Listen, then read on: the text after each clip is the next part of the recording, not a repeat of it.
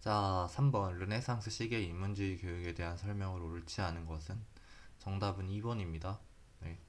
이제 르네상스 시기 이 문제는 르네상스 시기 인문주의 교육의 성격과 배경을 구분할 수 있는지를 묻는 문제다. 인문주의 교육은 중세 신중심 교육, 스콜라 철학에 대한 반발로 등장한 것으로 강박적 실학주의와는 시대적으로도 후대 개념이다. 1번 인간 중심적 사고를 강조하였다. 맞습니다. 인문주의 교육은 신중심의 중세교육을 비판하고 인간의 존엄성과 가치, 자율적 사고를 강조하였다. 따라서 인간 중심적 사고는 인문주의 교육의 핵심 키워드다. 감각적 실학주의를 비판하며 등장한 게 아닙니다. 인문주의 교육은 감각적 실학주의, 코메니우스, 베이컨 등의 17세기 실학주의 교육 사상보다 앞선 르네상스 시대 14에서 16세기에 등장하였다. 인문주의는 스콜라 철학, 교회 중심, 심 중심을 비판하며 등장한 것이지 감각적 실학주의를 비판하며 등장한 것이 아니다. 오히려 인문주의의 영향을 받아 이후 감각적 실학주의가 발전했다. 북유럽의 인문주의 교육은 개인보다는 사회개혁에 주된 관심을 가졌다. 맞습니다. 북유럽의 인문주의는 이탈리아 인문주의와 달리 개인의 교양보다는 종교적, 도덕적 개혁, 사회적 갱신에 더 큰 관심을 두었다. 대표적으로 에라스무스는 교육을 통해 사회와 종교의 부패를 개혁하려 하였다. 이탈리아의 인문주의 교육에서는 자기 표현 및 창조적 능력의 실현을 강조하였다. 맞습니다. 이탈리아 인문주의는 개인의 조화로운 성장과 표현 창조성을 강조했다. 피코 델라 미란돌라, 베로카리오, 페트라트카 등이 인간의 자율성과 예술적 창조 능력을 중시했다.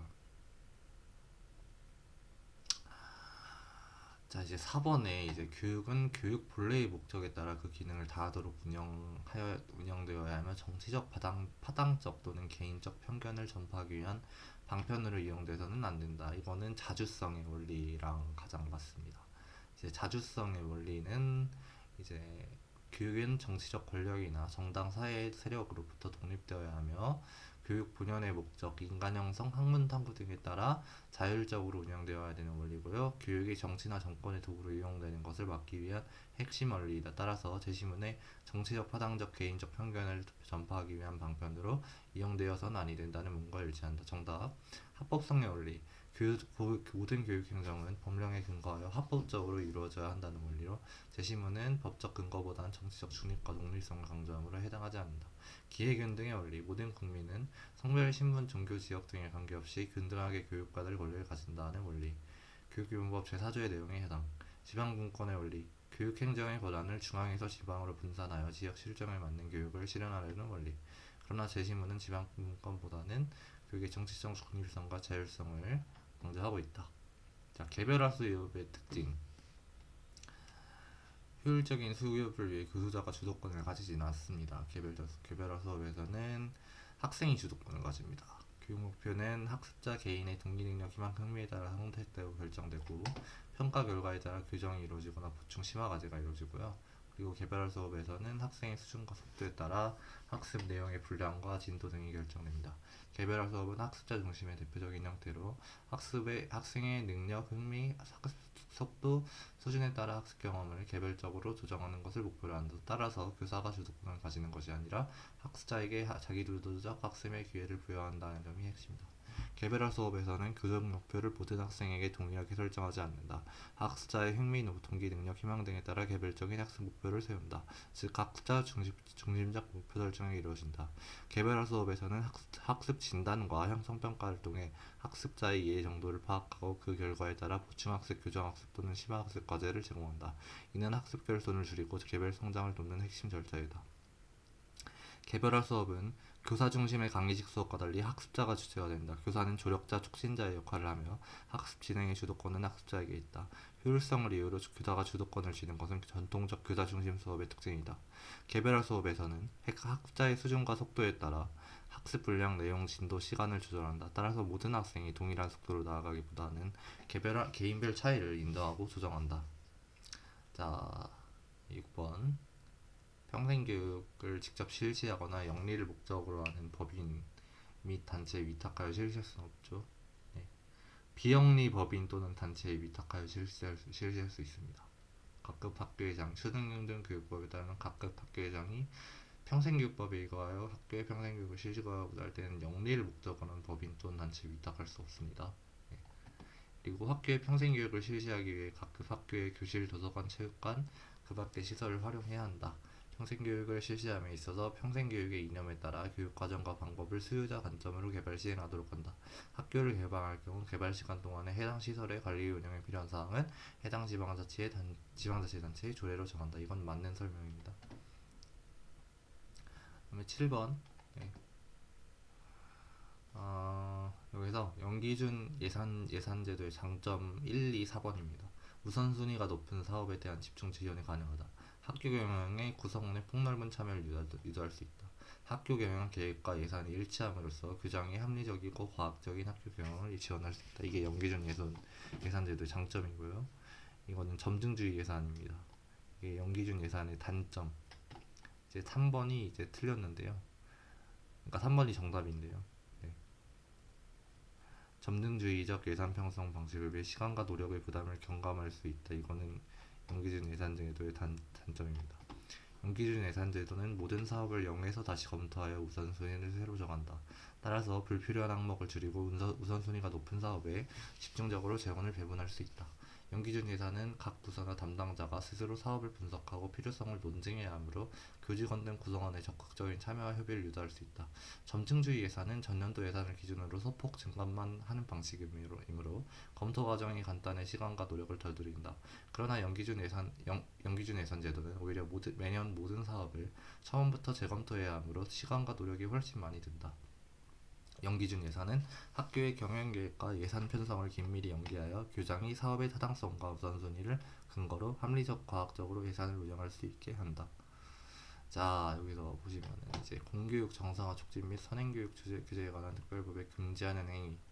이제 영재교육하는 애들은 이제 선행교육 규제를 하면 안 되겠죠. 왜냐면 영재들인데.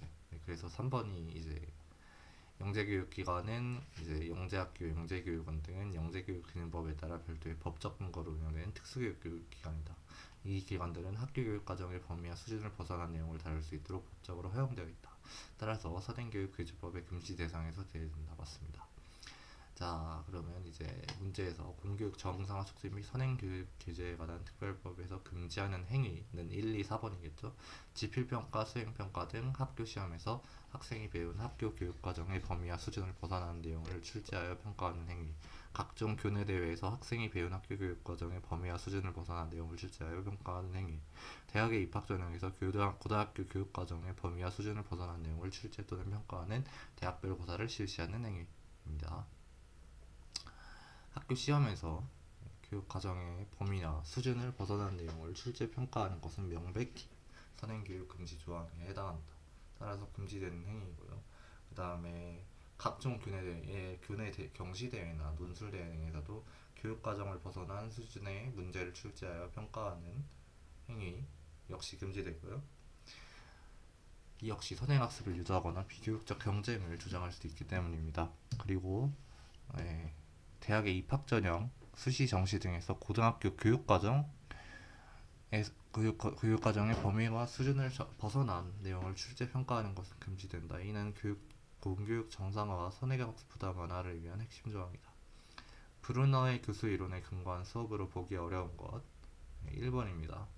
브루너는 이제 외제적 보상보다 내재적 보상을 강조했습니다. 그리고 브루너의 교수 이론에 근거한 수업 2, 3, 4번은 맞는 선지고요. 각각의 교과목이 가지고 있는 나름의 지식 구조를 학생에게 탐색하도록 한다. 기본적 원리나 개념의 이해를 통해 전이의 가능성을 최대로 한다. 아동의 사고방식과 지적 수준을 고려하여 교과의 내용을 가르친다. 맞습니다. 브루너는 브루너의 발견학습 이론.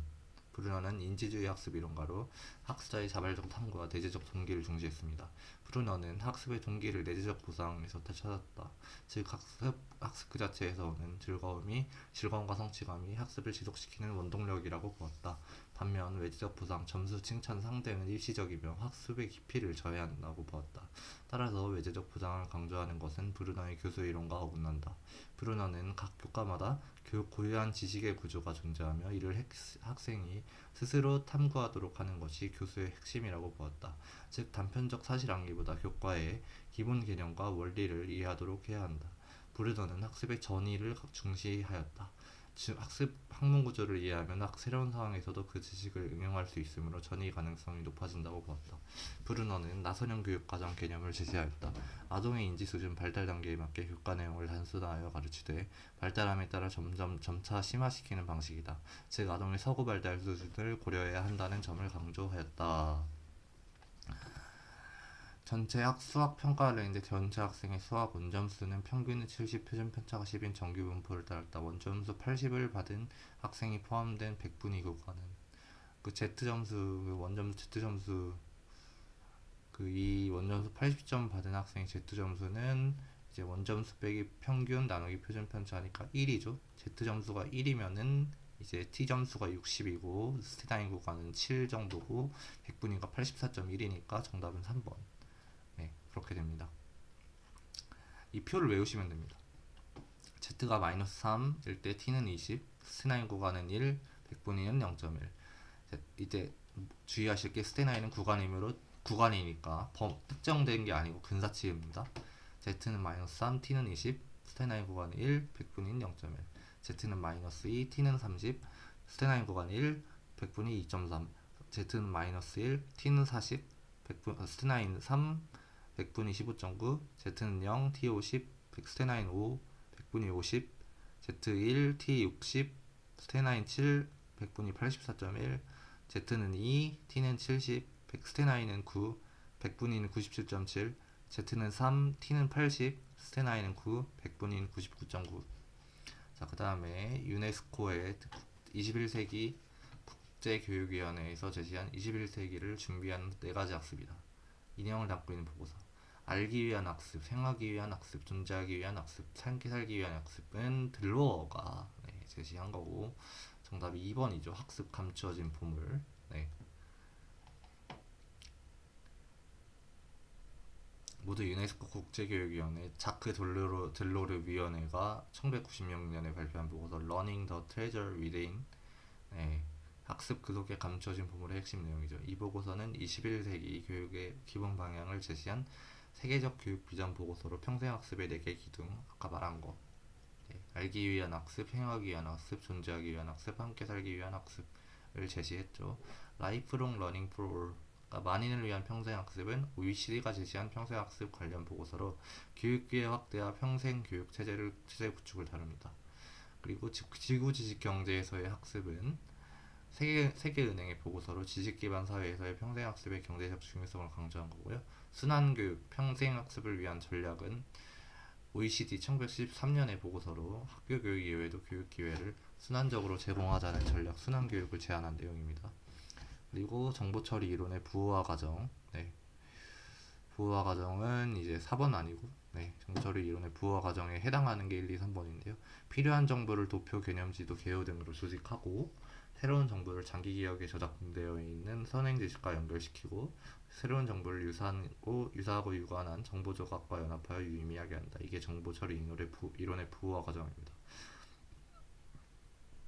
정보처리 이론에서 학습은 자극, 주의, 지각, 부호화, 저장, 인출의 단계로 이루어진다. 이 중 부호화는 정보를 장기 기억에 저장하기 위한 변환 과정으로 의미를 부여하거나 조직화, 연합화하는 활동을 포함한다.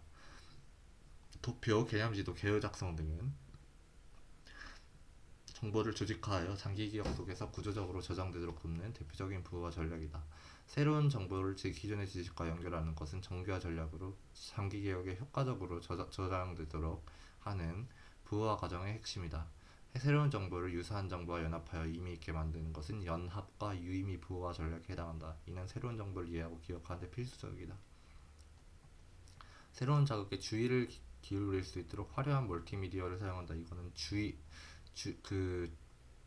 집중 단계입니다. 부호화 단계가 아닙니다. 화려한 멀티미디어를 사용하여 학습자의 주의를 끄는 것은 부호화 단계가 아니라 주의 집중 단계에 속한다. 이는 정보를 인지체계로 들여오는 과정이지 장기 기억에 저장하기 위한 변환 과정은 아니다. 자, 봅시다. 이제 분석적 교육 철학에 대한 설명입니다. 교육 철학은 철학 이론들로부터 교육 실천의 함의를 이끌어내는 데 주력하지 말고 교육의 목적이나 교육의 실제 그 자체에 대해 철학적으로 사고하는 일에 집중해야 한다. 또한 기존 교육 사상들이 가정하고 있는 개념적 구조를 명료하고 개념의 일관성과 타당성을 검토함으로써 언어의 혼란으로 인해 빚어진 교육 문제를 제거하는 일에 관심을 둬야 한다. 이게 분석적 교육 철학 내용이고요. 분석적 교육 철학은 나라마다 그리고 학자 간의 관심사나 성격이 서로 다르긴 하지만 개념 분석 방법을 통하여 교육의 주요 개념이나 의미를 명료히 하고 교육적 주장과 논의에 들어있는 각종 논리적 가정과 함의를 드러내며 나아가 교육에 관한 주요 주장들을 검토하고 정당화하는 일에 관심을 가진 점에서는 공통적이다. 분석 철학의 방법론을 강조하는 분석적 교육 철학은 철학적 이론이나 주장에서 교육적 함의를 찾거나 교육 사상사를 탐구하는 교육 철학과는 그 성격이 확연하게 다르며 그러한 전통적 교육 철학에 대한 반동 내지 대안으로 제시된 것이다. 비판적 교육 철학. 교육은 단순한 지식 전달이 아니라 사회 구조와 권력 관계를 비판하고 변혁하는 수단. 대표 인물로는 파울로 프레이리가 있고, 교육 목표는 학생들이 사회적 억압을 인식하고 비판적 사고를 통해 스스로 변화를 만들어 가도록 합니다. 비판적 교육 철학의 교육 방식은 토론, 문제제기식 학습, 참여적 학습 강조합니다. 실존주의 교육 철학은 개인의 자유와 선택, 자기 실현을 강조하고 키에르케고르와 사르트르가 대표 인물이고요. 교육 목표는 학생이 자신의 존재와 삶의 의미를 스스로 탐색하고 결정하도록 돕는 것이고 교육 방식은 자기 성찰, 개별적 관심, 경험 중심 학습입니다. 프래그머티즘 교육 철학은 주식과 교육의 가치는 실제 문제 해결과 경험에서 증명되어야 한다고요. 대표 인물론 존 듀이가 있습니다. 교육 목표는 학생들이 실생활 문제를 해결하며 사고력과 실천력을 기르도록 하는 것이고요. 존 듀이 프래그머티즘 교육 철학의 교육 방식은 경험 중심 학습, 프로젝트 학습, 협동 학습이 있습니다. 자, 포스트 모던 교육 철학을 반영한 교육적 실천. 로 볼 수 없는 거 4번이고요. 이제 포스트 모던 교육 철학을 반영한 교육적 실천은 학교 내 수수자를 보호하는 방안을 모색하고 발표 수업에서 학생들의 다양한 관점을 수용하고 대화 타협의 과정에 충실한 토론식 수업을 권장합니다. 이제 여기서 딱 나오죠. 1번이랑 4번이 충돌을 하죠. 소수자를 보호하는데 이제 가치의 중립성, 지식의 실제성과 가치의 중립성을 강조한다는 거는 이제 별로 맞지가 않으니까 답이 4번이고 지식의 실제성과 가치 중립성을 추구하는 것은 정통적인 객관주의에서 강조하는 지식관이다. 포스트 모더니즘의 지식관은 지식의 맥락성, 주관성, 상대성을 강조한다. 작은 목소리 존중, 다양성의 존중, 대화적 협력 학습의 측면에서 포스트 모더니즘의 교육 철학을 마련한 거고요. 그 다음에 여기서 조선의 성리학자들 이황이랑 이이가 나왔네요. 이황이 도리를 우리들이 마땅히 알아야 할 것으로 삼고 덕행을 우리들이 마땅히 실천해야 할 것으로 삼아 먼 곳보다 가까운 데서 겉보다 속부터 공부를 시작해서 마음으로 터득하여 몸소 실천해야 한다. 그래서 언행록에서 그 얘기를 했고 그 다음에 처음 배우는 이는 먼저 뜻을 세우되 반드시 성인이 될 것을 스스로 기약해야 하며 조금이라도 자신을 별 볼 일 없게 여겨 물러나려는 생각을 가져야 한다. 이게 율곡이 결몽률의 입지인데요. 답은 1번 위기제약입니다. 이제 조선시대 성리학자들은 성인이 되기 위한 공부 방법으로 위기제약을 강조하였는데요. 특히 이황은 위기제약은 도리를 우리가 마땅히 알아야 할 것으로 삼고 덕행을 우리가 마땅히 행해야 할 것으로 삼아 가까운 데서 공부를 시작하여 심득궁행을 기약하는 것이다. 즉 심득궁행에 힘쓰지 않고 허식에 힘쓰며 외모를 따라 가서 명성과 영예를 구하는 것, 즉 위인제약이 아니다. 라고 하였다. 공부는 마음으로 깊이 깨달아 몸소 실천하는 이른바 천리지약이 이미 있는 것이지 허다한 언설이나 논저가 중요한 것이 아니라는 말이다. 그 다음에 16번 아리스토텔레스의 교육과 사상. 반어법 3파들 하면 딱 소크라테스 나오죠. 이게 소크라테스 교수법이고 나머지는 다 아리스토텔레스 건데 교육은 시민들의 행복한 삶을 다루는다는 점에서 정치와 동일하다. 도덕적 탁월성이란 개인이 가진 내적 소질을 최대한 발현시키는 것이다. 인간을 포함하여 존재하는 모든 것은 장차 실현될 모습을 스스로 지니고 있다. 이게 다 아리스토텔레스 말입니다. 아리스토텔레스 교육 사상은 동시에 정치적이었습니다. 그는 정치학 제7권과 제8권에서 교육에서 기르고자 하는 인간은 훌륭한 개인인 동시에 훌륭한 시민을 기르는데 관심을 기울였다. 또한 플라톤과 같이 아리스토텔레스는 통치자와 비통치자로 구분되는 교육에 반대하여 모든 시민에 대한 교육을 동일해야 한다고 하였다. 그는 교육의 목적을 시민의 행복한 삶을 살도록 한다는 데 있어서 교육의 문제를 정치적인 문제로 보았다. 그 인간의 행복은 중용의 덕과 이성적인 행동으로 도달할 수 있다. 중용의 덕은 도덕적 탕월성, 이성은 지적 탕월성을 의미한다. 여기서 그는 교육의 3요소로 본성, 습관, 이성을 열거하고 인간의 본성이 이성적 합리적 권리에 종속되었을 때 도덕적 탕월성을 갖는다고 하였다. 아리스토텔레스는 세계를 하나로 보고 종합적 사고를 전개하였다. 그에 의하면 이 세상의 모든 개체는 진료와 형상의 종합이다. 플라톤과 달리 개체를 실제로 보고 형상 즉 이데아는 괴물 속에 내재하는 것으로 보았다. 형상은 진료보다 더 실제적인 것이고 형상만이 인식의 대상이 된다. 그런데 진료가 형상을 얻었을 때 생성의 목적이 실현되는 것이므로 각 사물의 형상은 완성태라고 하였다. 완성태는 형상력, 현상의 원리, 자아실현 등으로 해석될 수 있는 내적 성장의 질서, 완전한 성장을 이룬다 등의 의미를 갖는다. 자, 여기서 이제 다음 사례에 가장 잘 부합하는 협동학습 모형. 일단 4개로 학습 내용을 구분해서 모둠을 구성해서 각 주제를 담당한 학생을 지정한 다음에 전문가 집단에서 이제 주제별 담당 학생을 따로 모아서 학습하고 다시 돌려보내서 그 모둠에서 각자 학습한 내용을 서로 가르쳐주고 모둠 학습이 끝난 후 축제 시험을 실시해서 우수 학생이 개별 보상을 하고 수업을 종료한 건 전형적인 이제 과제 분담 학습 1 직수 원모형의 정답입니다. 답 3번이고요. TGT 팀 경쟁 학습 모형은 학생들을 소규모 팀으로 나뉜 뒤 팀 간의 점수를 경쟁시키는 교수입니다. 각 팀원은 개인적으로 학습한 뒤 팀 점수에 기여할 수 있는 방식으로 협동과 경쟁을 동시에 경험합니다. 이를 통해 학습 동기와 참여도를 높이고 팀원 간 상호 의존성을 강화합니다. 팀보조 개별 학습 TAI 모형은 학생이 개인 학습 목표를 달성하는 동안 팀원들이 서로 돕도록 설계된 학습 구조입니다. 학습은 주로 개별적이지만 동료의 도움과 조언을 통해 이해를 높이고 부족한 부분을 보완합니다. 이 방식은 개인 성취와 팀 협동을 동시에 촉진하며 학습 참여와 상호작용을 강화합니다. 자, 답인 과제 분담 학습 직수 원모형을 볼까요? 학습 내용을 여러 부분으로 나누어 팀원 각자가 맡은 부분을 전문가처럼 학습한 후 동료에게 가르치는 방식입니다. 팀원 간 과제 분담을 통해 상호 의존성을 높이고 동료 학습을 유도합니다. 개인 점수 중심이지만 학습 과제 완수를 위해 협동이 필수적이므로 자연스럽게 협력적 학습이 이루어집니다. 학습자 팀 성취 분담 STAD 모형은 학생들을 소규모 팀으로 구성하고 개인별 학습 후 팀 평균 점수에 따라 팀 점수를 산정하는 구조입니다. 개인의 학습 성취가 팀 점수에 기여하므로 학생들은 서로 가르치고 돕는 과정에서 협동심을 발휘합니다. 이를 통해 학업 성취 향상뿐 아니라 팀워크와 학습 참여를 동시에 강화할 수 있습니다. 자, 뒷각 캐리의 교수 설계 모형에 대한 설명입니다. 4번 틀렸고요. 이제 1, 2, 3번 봅시다. 교수 설계자의 입장에 초점을 두어 개발된 세대적 교수 설계 모형이고요.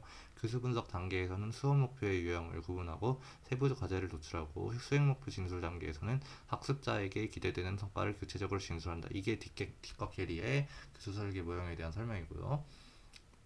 어슈얼 모형은 하이닉, 모렌다, 러셀 등에 의해 고안된 수업 매체와 자료를 효과적이고 체계적으로 활용하기 위한 지침입니다. 뒷각 캐리의 교수 설계 모형은 교수 설계자 입장에 초점을 두어 개발된 체제적 교수 설계 모형, 즉 객관주의 설계 모형이고요.